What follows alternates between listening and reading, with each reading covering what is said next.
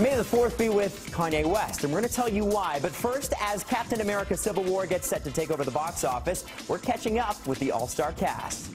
Sorry, Tom, but he's my friend. So was I. And I think Marvel really has the recipe down. You're stepping into a family. The great thing about this movie is the story. Like, it's 100% character-based, story-driven movie that just happens to have action heroes. Get ready for a clash of ideas, fists, and superpowers in Captain America Civil War. Terry Hart caught up with the stars and found out there's some real-life rivalry, too. This doesn't have to end in a fight, Tony. You just started a war. Who has the toughest costume? I would say me, but you know what? Paul Bettany's up there. That's a tough thing. And he can't really move his face, right? No, but you know, when he's fighting, it's CGI because he's flying around. When I'm fighting, it's me. Well, we fight about this all the time. I don't fly. I just punch and kick. Ouch. Yeah, no days off. We're not sure we'd want days off working on a set like this one. So, what's it really like? This is awesome. Captain America. I think everybody's just trying to get invited to lunch by RDJ.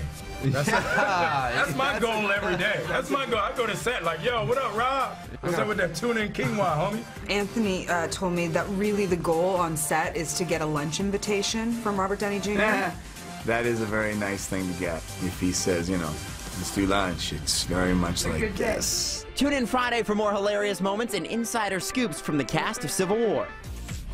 Another possible clue in the mystery of Prince's death. Police once received a tip saying the singer had an uncontrollable cocaine habit. This, according to newly released documents from the investigators looking into Prince's death.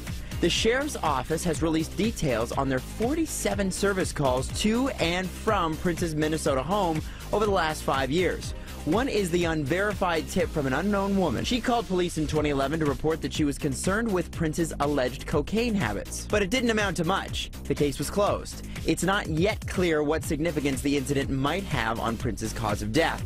At the same time, we're hearing a new report saying Prince was set to meet with an opioid addiction doctor the day after he died. Until autopsy results come in, we won't know whether painkillers played a role in his death. You used to call me on my cell phone. Drake has just joined the Forbes 5 Club, a list of hip-hop's wealthiest artists. His new net worth of $60 million earned the rapper a spot alongside the ranks of Jay-Z and Diddy. In fact, Drizzy knocked 50 Cent off the list. You'll recall 50 declared bankruptcy last year.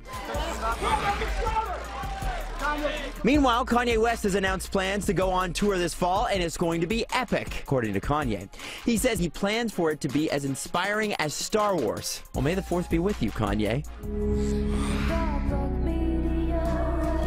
Lights Gets Raw, the new album from Canada's electro-pop darling, is an acoustic reinvention of songs from her last album, Little Machines, plus a couple new ones, too. It's the songs played at their most raw state. I just sit down and live with the song for so long that it wants to be expressed in a different way, and we took that jumping point from me just sitting down with my acoustic and then played it with the band but stripped back, and then brought in a string section, so suddenly it's this like cinematic piece of emotion where the song was high energy before. Now the intention was just to make them like lullabies. Midnight Machines is available now. As always, get your entertainment news here first in the morning and anytime on Twitter @NCity.